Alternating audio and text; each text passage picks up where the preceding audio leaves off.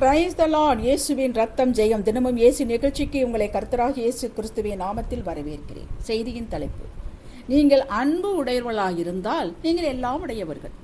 ஆதார வசனம் யோவான் 13:34. நான் உங்களில் அன்பாய் இருந்தது போல நீங்களும் ஒருவரில் ஒருவர் அன்பாய் இருங்கள் என்கிற புதிதான கட்டளையை உங்களுக்கு கொடுக்கிறேன். இது வசனம். கிறிஸ்துவுக்குள் அன்பானவர்களே, நாம் பிள்ளைகளை கடைக்கு அனுப்பும்போது அந்த கடைக்கு எப்படி செல்வது என்பதையும் என்ன வாங்கி வர வேண்டும் என்பதையும் சொல்லி கொண்டிருக்கும் போதே பிள்ளை பணம் எங்கே என்று கேட்கும். நாம் கொடுத்து அனுப்புவோம். அடுத்த முறை கடைக்கு செல்ல வேண்டும் என்று சொல்லும்போது பிள்ளை என்ன வாங்கி வர வேண்டும் என்றுதான் கேட்கும். போகும் வழி தெரியும், பணமும் தருவீர்கள் என்பதும் தெரியும். அடுத்த நாட்களில் நாம் சொல்லும் பொழுது இதோ நான் போகிறேன் என்று பணத்தை பெற்றுக்கொண்டு என்ன சாமான் வேண்டும் என்பதை புரிந்து கொண்டு செல்லும். நாமும் இப்படித்தான் தேவனோடு வளர வேண்டும். அவர் அன்பின் வழியில் நடப்பது எப்படி என்பதை சொல்லிக் கொடுக்கவில்லை, ஜீவித்து காட்டினார். விசுவாசத்தில் எப்படி வளர்வது என்பதை அவர் ஜீவித்து காட்டினார். எல்லாவற்றையும் நமக்கு எழுதி வாழ்க்கை கைடு போல கையில் கொடுத்திருக்கிறார் வேதத்தை. இது புரிந்து கொள்ளவும் அதன்படி வாழவும் நம்மால் தனியாக இயங்க முடியாது என்பதற்காக ஒரு தேற்றரவாளரை, ஒரு உதவியாளரை, சர்வ வல்லமை உடையவரை நமக்குள் ஊற்றி இருக்கிறார். அவர் போய் வருகிறவர் அல்ல, நம்மில் நிரந்தரமாக வாழ்கிறவர். சங்கீதம் 132:14 வாசியுங்கள். நாம் ஆனந்தமாக சுகமாக மன நிறைவுடன் வாழ வேண்டுமானால் நாம் நமது தகப்பன் அடிச்சுவடியில் அன்பின் வழியில் நடக்க வேண்டும். இயேசுவை மனதில் ஏற்றுக்கொண்ட அன்றே, ரட்சிப்படைந்த அன்றே தேவ சமாதானம் உங்களில் கொடுக்கப்பட்டுள்ளது, வைக்கப்பட்டுள்ளது, ஆத்மாவில் வைக்கப்பட்டுள்ளது. பாவ உணர்வு, பாவத்தின் தோஷம் வெளியேறிவிட்டது. நம்புங்கள். உங்களுக்கு ஆக்கின தீர்ப்பு இல்லை, நம்புங்கள். உங்களுக்குள் இருக்கும் அந்த பொக்கிஷத்தை தேடி கண்டுபிடியுங்கள். அதை அப்படியே பற்றி தொடர்ந்து கொள்ளுங்கள். இது வெளியில் இல்லை, உங்களுக்குள்ளேயே இருக்கிறது. சங்கீதம் 34:14 வாசியுங்கள்.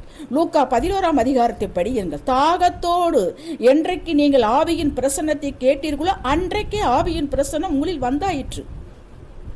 இந்த இரண்டையும் நான் அடிக்கடி குறிப்பிட்டுக் கொண்டே வருவதன் காரணம், ஒன்று உங்களுக்கு நினைப்பூட்டுவதற்கும், இரண்டாவது நீங்கள் எவ்வளவு விலையேற பெற்றவர்கள் என்பதை நினைப்பூட்டுவதற்கும், உங்களில் பொக்கிஷம் இருக்கிறது, கையில் வெண்ணெய் இருக்கிறது, நெய்யுக்கு அலையாதீர்கள் என்பதை சுட்டி காட்டுவதற்குமாகவே இதை நான் குறிப்பிட்டு வருகிறேன். 1 கொரிந்தியர் 13:13 விசுவாசம், நம்பிக்கை, அன்பு, இம்மூன்றிலும் அன்பே நிலைத்திருக்கிறது, அன்பே பெரியது என்று சொல்லுகிறது. இந்த பெரிய பொக்கிஷமாகிய அன்பே உங்களிடம் இருப்பதை நீங்கள் வெளிக்காட்ட வேண்டும்.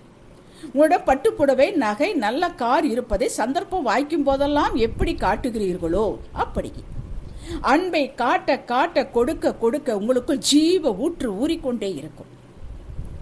நீங்கள் எப்போது மகிழ்ச்சியாகவே இருப்பீர்கள், என்ன இருந்தாலும் இல்லாவிட்டாலும் சரி. இது பிராக்டிஸ் பண்ண வேண்டிய ஒன்று. தேவ அன்பு உங்களில் ஊற்றப்பட்டிருப்பதால் உங்கள் குணாதிசயம், ஆட்டிடியூட் எப்படி இருக்க வேண்டும், எப்படி இருக்கும் என்பதை 1 கொரிந்தியர் 13 விளக்குகிறது. கணவனும் மனைவியும் ஒரே கருத்துள்ளவர்களாக, ஒரே டேஸ்ட் உள்ளவர்களாக இருக்க வேண்டியதில்லை, அப்படி இருப்பதும் இல்லை. ஆனால் ஒரே மனதுடன் இருவரும் இசைந்து செயலாற்றுவது அன்பின் வெளிப்பாடு. கணவனுக்கு கிரிக்கெட் பார்க்க பிடிக்கும், மனைவிக்கு பிடிக்காது. அதைவிட வெறுப்பு என்றே வைத்துக் கொள்வோம். மனைவி அவரை பார்க்க அனுமதிப்பதும் அதற்கு இடையூறில்லாமல் பார்த்து கொண்டால் இது அன்பின் வெளிப்பாடு. கணவனும் அப்படியே. தாவீது தன் மாமனார் தனது உயிரை வேட்டையாட துரத்துகிறான்.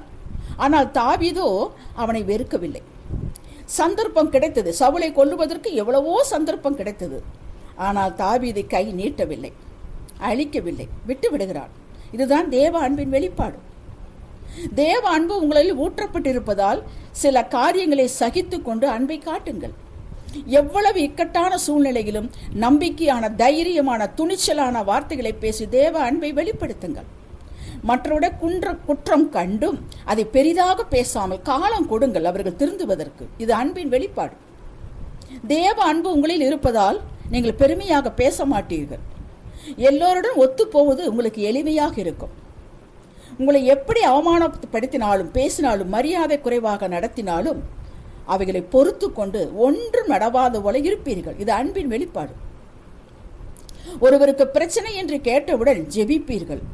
இவர்களுக்கு நான் எந்த வகையில் உதவக்கூடும் என்று உங்களை யோசிக்க வைக்கும். இது தேவ அன்பு. இப்படியே உங்கள் மனதில் தேவ வைராக்கியம் இருக்கும். தேவன் தனது உள்ள துடிப்பை உங்களிடம் சொல்லுவார். உங்கள் மூலமாகத்தான் செயலாற்ற விரும்புவார். அவருக்கு ஒரு மனித இருதயம் தேவை. தன்னுடைய வல்லமையை வெளிப்படுத்துவதற்கு மனித இருதயம் தேவை. அதான் இருதயத்தை எனக்கு தாய் என்று கேட்டார். உங்களிடம் தனது சகல பொக்கிஷங்களையும் கொடுப்பார். ஏன் கொடுக்கிறார்? நீங்கள் மற்றவர்களுக்கு எதையும் எதிர்பாராமல் மனவு வந்து கொடுப்பீர்கள் என்பதற்காக. இப்படி இருக்கு, உங்களை எதுவும் தொடுவதில்லை, நீங்கள் அசைக்கப்படுவதில்லை.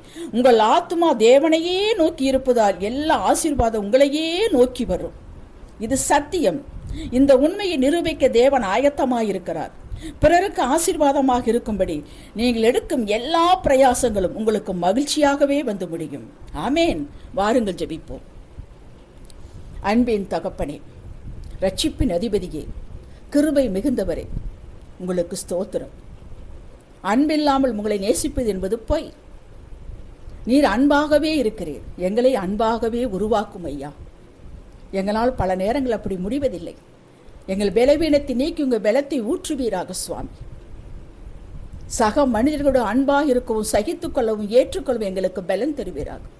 குடும்பத்தில் குழந்தைகளை, மனைவியை, சார்ந்தவர்களை, கணவனை அன்பாக நேசித்து வைத்துக் கொள்ள பலன் தருவீராக.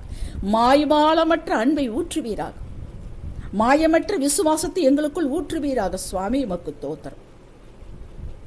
நீர் நினைக்கும் வண்ணம் நீர் எங்களை பரிபூரணமாக்குவதற்காக பிரயாசம் எடுப்பதை நாங்கள் உணர்ந்து கொள்ள வேண்டும் சுவாமி. கர்த்தாவை உம்மை போல மாற ஆசைத்தான். ஊற்றுமையா, ஊற்றுமையா, உம்முடைய அன்பை ஊற்று. அதை வெளிப்படுத்த எங்களுக்கு வாய்க்காலாக அமைத்து தாரும் ஐயா. சகல மகிமை உங்களுக்கு. இயேசுவே நாமத்தில் பிதாவே. ஆமேன்.